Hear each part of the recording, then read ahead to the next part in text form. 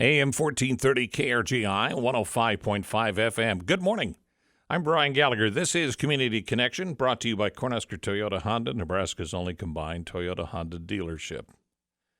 Thursdays, we turn our focus to education. On behalf of Grand Island Public Schools, the Interim Superintendent, Matt Fisher, is here to bring us up to date on things that we need to know. It's the annual report. First, welcome back. Yeah, thanks, Brian. Just wanted to share a little bit of information ahead of time for people. Annual reports will be hitting the mailboxes either later this week or the first part of next week. People ought to start getting that information. So just thought maybe today would be a good time to touch on some of the things that are in that report.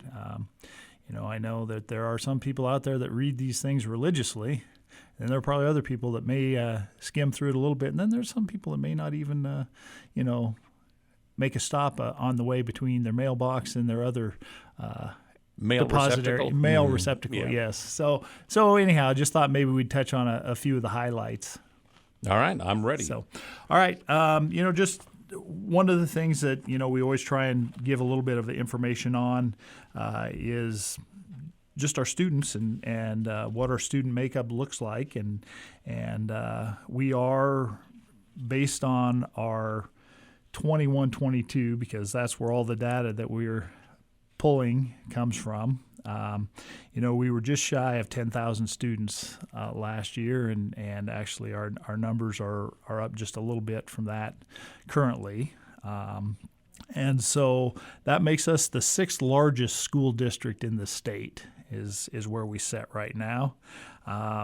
We're operating 23 different buildings, and that puts students in about 700 plus classrooms across the city. And so we're a pretty big operation. I'm certainly finding out more and more about that all the time. And, some of the other things that just of note, of those students, we have about 7.7% of those that are highly mobile. And what highly mobile means is that they are in more than two schools within a single year. So those highly mobile students, we do have a few of those.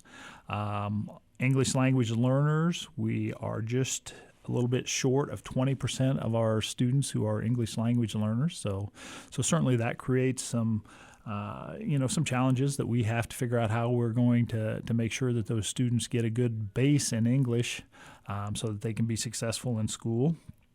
And then, our free and reduced lunch, which is basically how poverty gets defined for school districts, is just a little above 61%. So, when you think about that highly mobile and English language learners and then the poverty rate, we certainly have some unique challenges in the Grand Island schools. And I think one of the things is I've spent a little time in the district now. I've really been impressed with the different programs that are in place to really serve those needs, and I think overall we're doing a really good job as a district to make sure our students are in a position where they can be successful. This is such a diverse community and continues to grow in diversity too. When you look at some of the numbers in here, and that gives you a real good snapshot of what's going on today. First off, you got 713 classrooms. 713 classrooms that are being handled daily.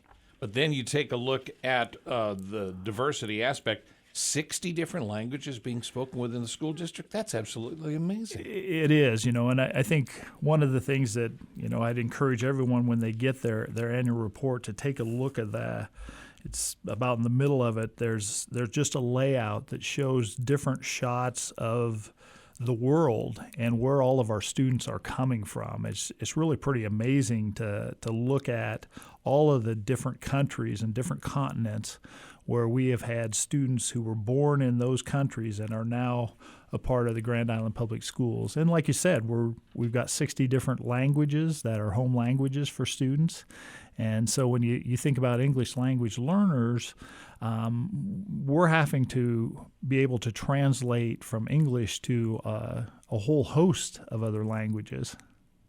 It is. It's an amazing process and an amazing need.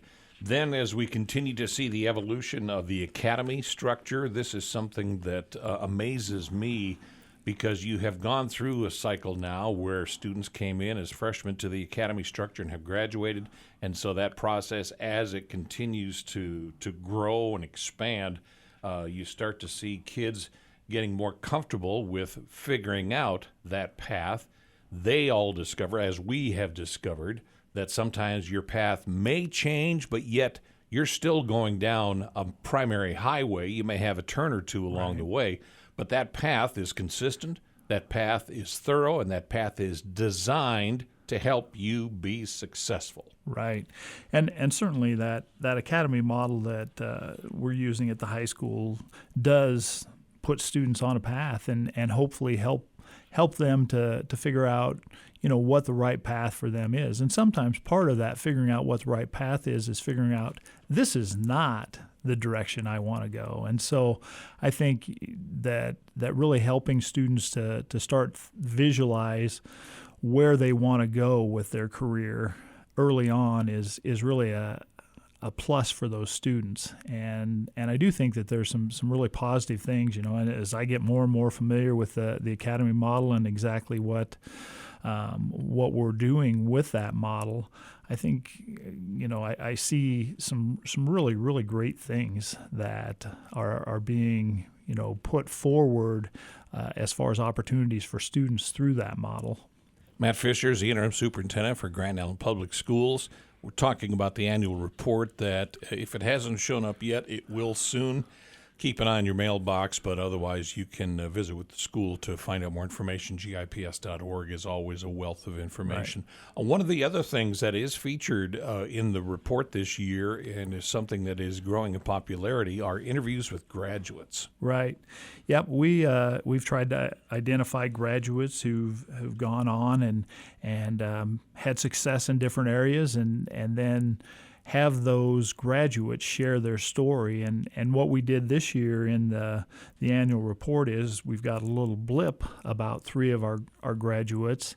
And then there's a QR code that people can scan, and then actually that will take them to a podcast where they can listen to the full interview with those graduates. And so I think that's great. The 3 that we are featuring this year, Ben Pankinen, who was a class of 98 grad, has gone on to be the CEO and founder of Class Intercom. And so I think has got a great story about how he navigated the tech environment that we live in these days.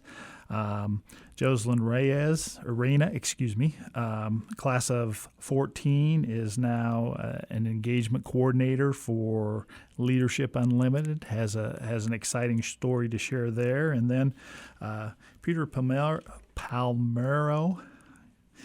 class of 83, going back a few years, is the executive director for the Children Arts Foundation in St. Louis. And so, again, shares his story about how he went from Grand Island Public Schools out into the world of the arts and wound up as an executive director. So exciting stories. It's always great to see where those people that leave the education environment that we provide for them go on and find great pathways in their careers. It's just part of what they do, and literally they do every day through GIPS. So the annual report is going to be coming out soon. You'll find a lot of great information in it. It has links, but you can also use the barcodes or the, what do they call the form now? QR code. QR codes, yeah. Yes. It'll get you the info you're looking for. So. Matt, always a pleasure. Come back and see us again. All right. And make sure you Will do, Brian. Traverse carefully today. All right. Thank you. Good morning from AM 1430 KRGI and 105.5 FM.